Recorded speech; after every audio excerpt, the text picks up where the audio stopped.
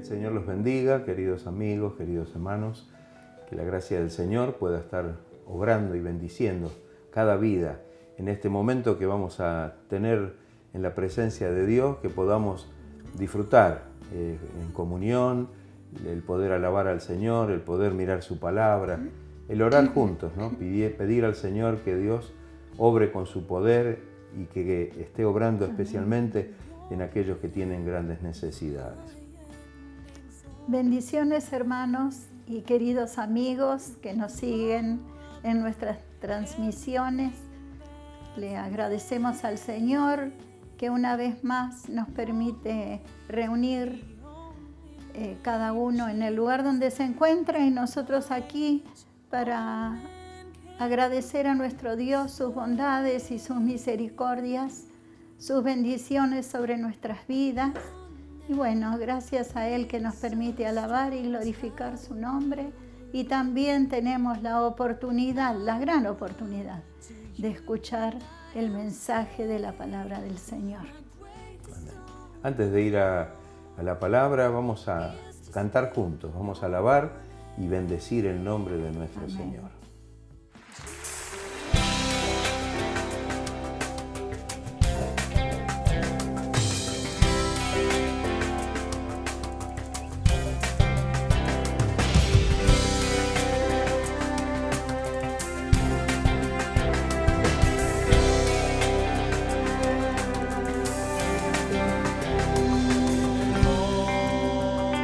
Calvario está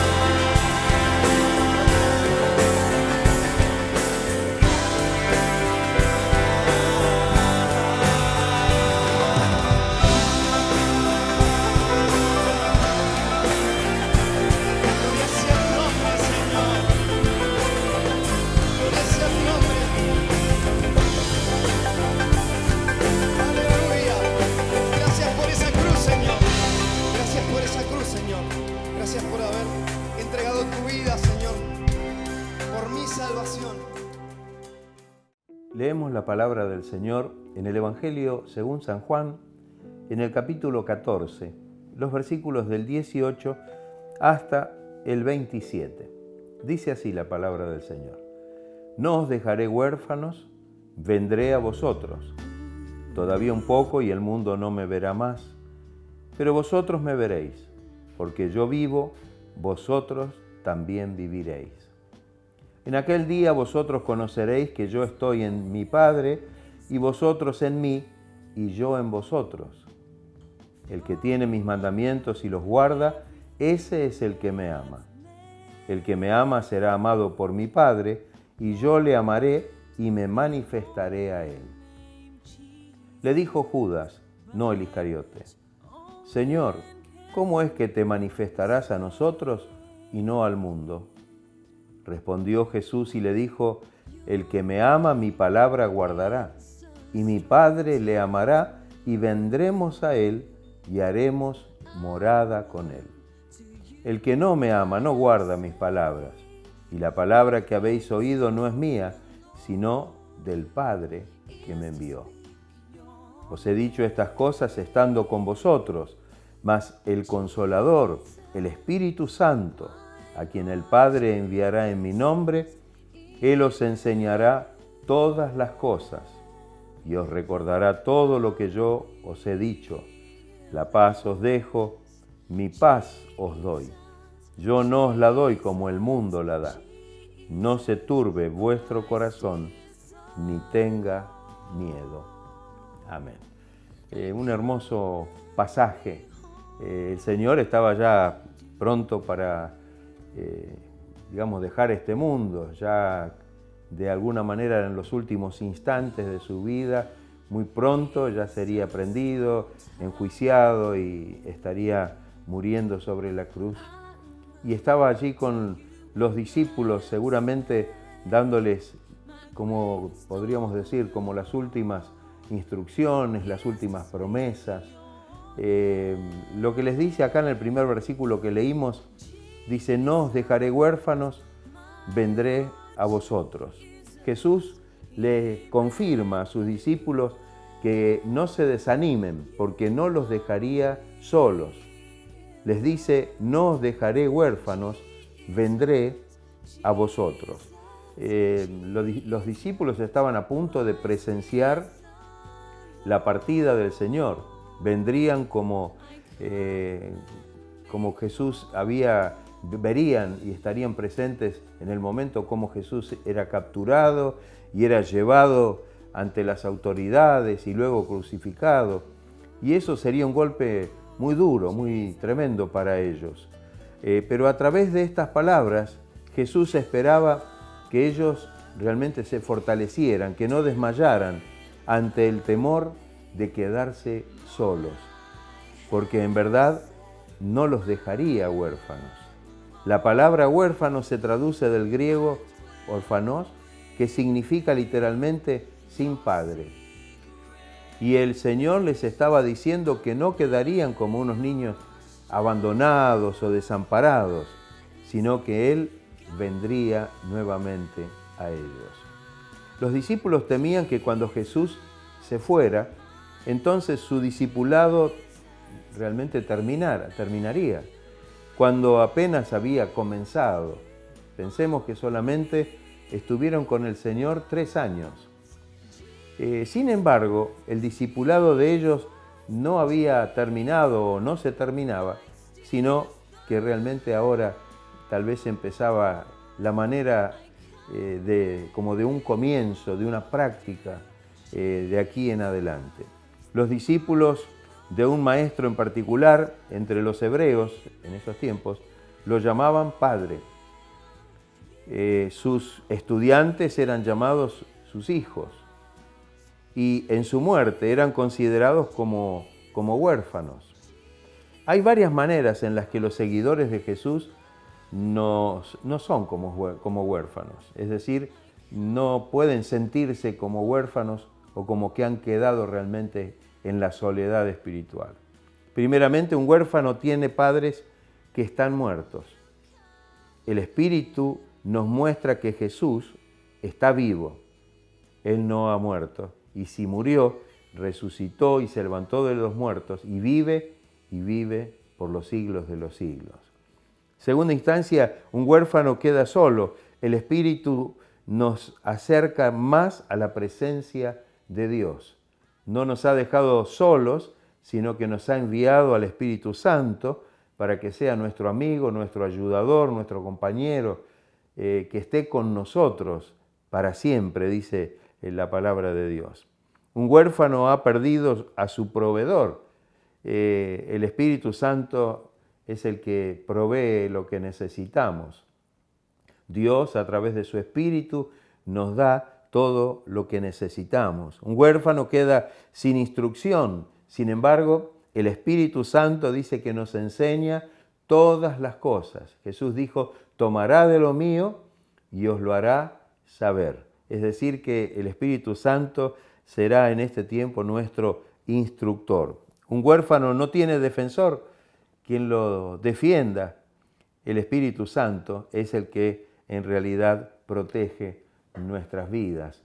Qué importante esto, para que lo podamos tener en cuenta. Jesús les dice, vendré a vosotros, como les había prometido anteriormente, cuando dice allí en el capítulo 14 mismo, versículo 3, y si me fuere y os preparare lugar, vendré otra vez y os tomaré a mí mismo, para que donde yo estoy, vosotros también estéis. Esta fue una promesa muy amplia, cumplida por su resurrección, por la llegada del Espíritu Santo y por la promesa de su regreso en persona a la tierra en el tiempo de su venida. Cada fase de su prometido regreso está contenido en esta promesa: vendré a vosotros. Qué importante esto, ¿no? Este vendré, tal vez lo experimentaron ellos cuando después de muerto el Señor fue levantado entre los muertos y el Señor se les presenta a ellos. Pero luego el Señor se va, asciende a los cielos, pero les envía al Espíritu Santo, al Espíritu Consolador. Y por otro lado, un día, muy pronto, regresará por nosotros para que podamos compartir su gloria y esas mansiones gloriosas y eternas que el Señor nos ha ido a preparar. El versículo 19 dice Jesús, el mundo no me verá más, pero vosotros me veréis. Esto fue verdad en un sentido cuando Jesús resucitó. También fue verdad incluso cuando ascendió al cielo. Jesús se revelaría a sus discípulos de una manera real y poderosa después de su partida. Lo verían de una manera aún más importante, más grande, más espiritual, que con solo verlo en forma física. Y esto es algo glorioso y algo que realmente tenemos que tomar en cuenta, que el Señor está con nosotros espiritualmente. El apóstol Pablo escribió, aún si a Cristo conocimos según la carne, es decir, en persona, ya no lo conocemos así. Qué importante, ahora tenemos una concepción espiritual del Señor y ahora sentimos la presencia del Señor en nuestros corazones. Hay algo más atractivo al conocer a Jesús por el Espíritu que solo tal vez haberlo conocido en la carne. Qué importante que podamos tener esta concepción y saber que a través del Espíritu Santo obrando en nuestra vida se hace real la presencia de toda la plenitud de la deidad, de Dios Hijo y de Dios Padre también. Jesús dijo, porque yo vivo, vosotros también viviréis. Los discípulos no solo verían a Jesús por el Espíritu, es decir, como una experiencia espiritual, también continuarían viviendo en Jesús a través de la obra del Espíritu Santo, viviendo en el Espíritu. Su dependencia de la vida de Jesús no termina cuando Él se fue, cuando Él ascendió a los cielos. Continúa a través de la obra del Espíritu Santo. Qué importante esto, ¿no? Que podamos tomar esta palabra para nosotros, porque nosotros hoy debemos vivir en el Espíritu. Amén. Como dice el apóstol Pablo cuando le escribe a los romanos, a los que no andan en la carne, sino en el Espíritu. Los que ya no viven en la carne o según la carne, sino según el Espíritu de Dios. Somos salvos porque Cristo murió por nosotros y continuamos siendo salvos porque Cristo vive en nosotros e intercediendo en forma permanente por nosotros ante la presencia del Padre. Los versos 21 y 22 del pasaje dice: vosotros conoceréis que yo estoy en mi Padre, son las palabras de Jesús, y vosotros en mí y yo en vosotros. El que tiene mis mandamientos y los guarda, ese es el que me ama, y el que me ama será amado por mi Padre, y yo le amaré y me manifestaré a él. A través del Espíritu Santo ellos conocerían una vida de relación, de unión y comunión con Dios el Padre y también con nuestro Señor Jesucristo. Esta es una realidad, esto es algo que lo vivimos como una verdadera experiencia. Esta unión está indicada por el conocimiento de la voluntad de Dios. En el versículo dice, el que tiene mis mandamientos, ¿no? El poseer los mandamientos del Señor, el estar realmente guardando sus mandamientos, su palabra, esto hace que podamos estar en una verdadera comunión con Dios y con Jesucristo. Esta unión está también indicada por el cumplimiento de la voluntad de Dios, es decir, el guardar esos mandamientos. Si bien hay muchos que parece que están como no tomando en cuenta el hecho de que los mandamientos son para guardarlos, y tal vez hablan del Antiguo Testamento como si esto fuera algo del pasado, pero ahora que hemos sido salvos mediante la fe en Jesucristo, mediante la redención que es en Cristo Jesús, ahora podemos realmente demostrar que le amamos al Señor cumpliendo sus mandamientos, porque el Espíritu de Dios obrando en nosotros hace que podamos verdaderamente cumplirlos y podamos ponerlos por obra. Esta unión también está indicada por el amor, porque Él es el que me ama. Qué importante, ¿no? Que todo, siempre decimos que toda la obra del Señor es motivada, movida por el amor, por el gran amor del Señor. Y el amor es lo que nos mantiene en una perfecta unidad con el Señor. Dice la palabra que el amor de Dios es el vínculo perfecto y que nada sirve en realidad, ninguna cosa, ni siquiera aquellas que de cierta reputación espiritual, como se mencionan los dones espirituales, pero si no está el amor, aún esos dones son infructíferos y no tienen o no cumplen realmente su función. Esta unión también está indicada por la relación y recepción del amor de Dios Padre para con nosotros. Saben que es importante que Jesús dijo que el que lo ama al Señor y que ha recibido su amor será amado por mi Padre. Será amado por mi Padre. Es una garantía de que Dios también está incluido en esto, ¿no? No solamente Jesús nos amó porque dio su vida por nosotros y ahora nosotros tenemos como una deuda de amor con Él. Si Él nos ha amado así, ¿cómo no debemos nosotros amarle a Él por sobre todas las cosas? Pero también dice Él que seremos o somos amados por su Padre. Esta unión está marcada por la revelación del mismo Jesús, porque Jesús dice en ese versículo que leímos, y me manifestaré a Él.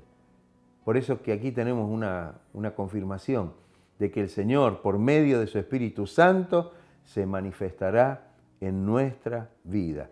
Todo esto fluye de la unión con Dios a través del Espíritu Santo y es una experiencia actual, no solo en el tiempo venidero, no solo para aquellos que lo vivieron tal vez en principio cuando recibieron la palabra, sino hoy nosotros también la recibimos y somos bendecidos para que podamos gozar de esta comunión, de esta unidad con el Señor, con nuestro Señor Jesucristo y con Dios el Padre, por medio del Espíritu Santo.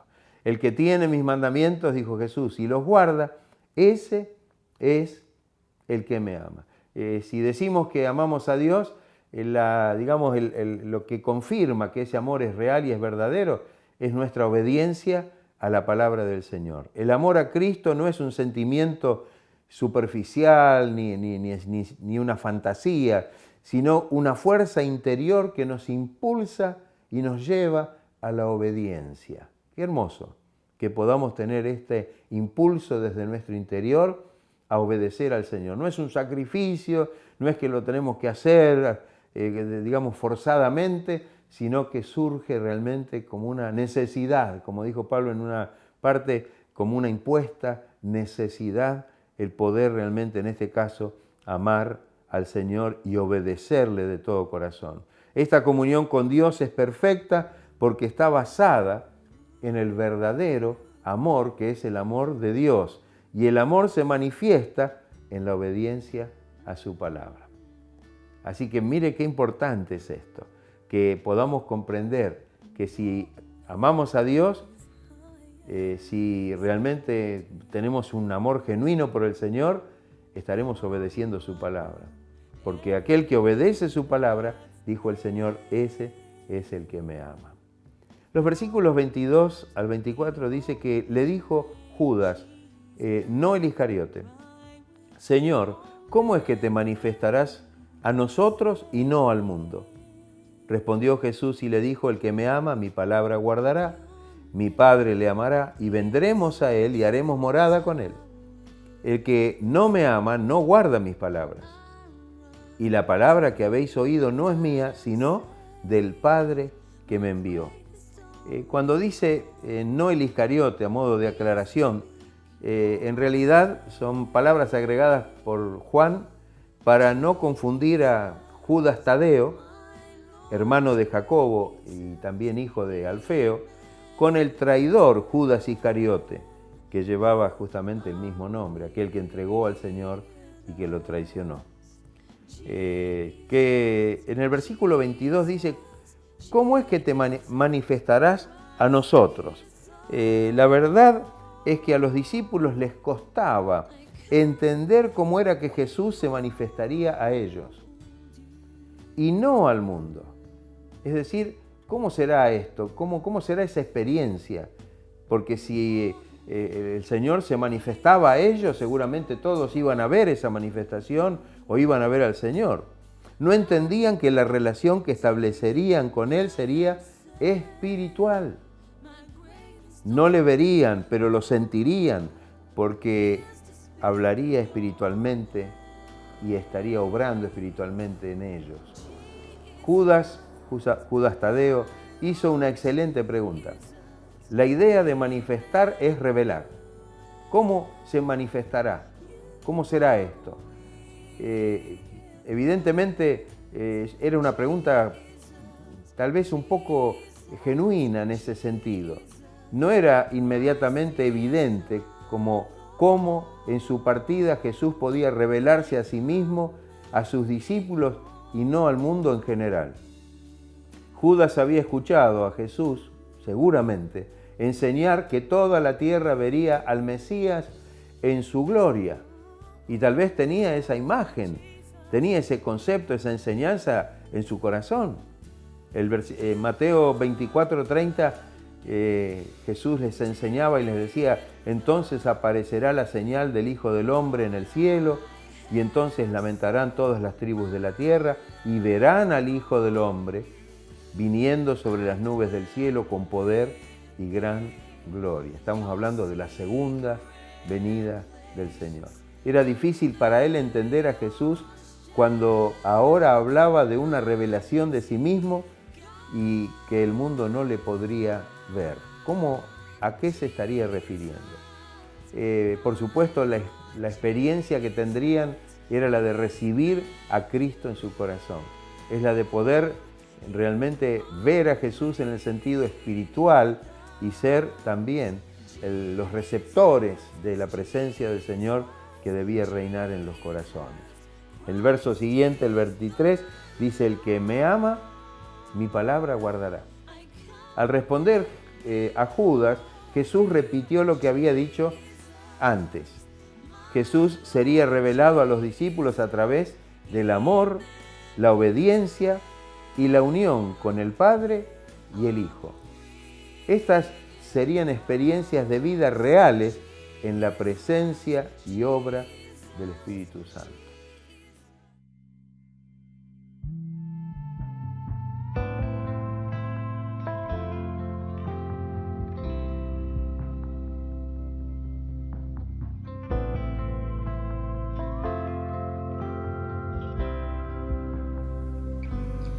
Es su forma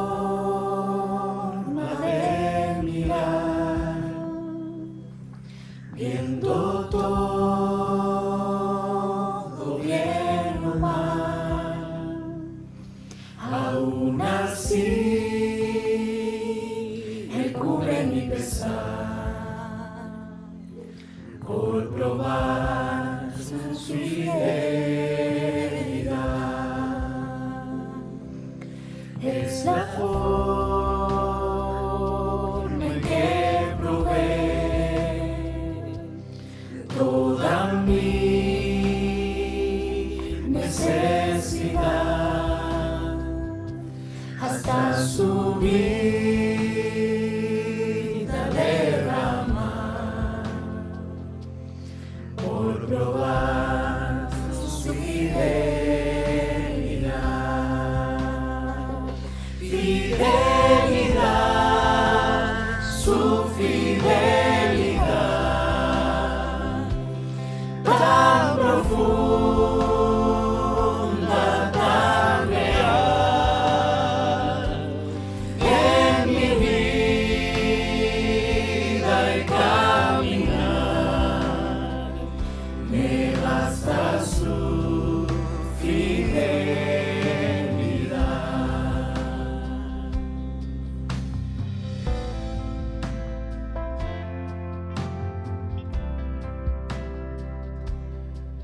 Su forma de cuidar cada paso en mi andar. No importando a dónde se va, por probar su fidelidad. Fidelidad, su fidelidad,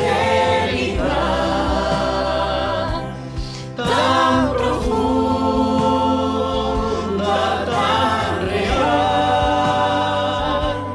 en mi vida y caminar, me basta su fidelidad, me basta su fidelidad.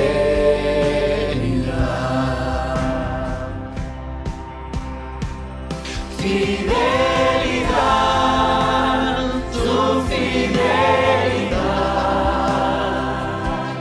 tan profunda, tan real, en mi vida y caminar, me basta tu fidelidad, me basta tu fidelidad.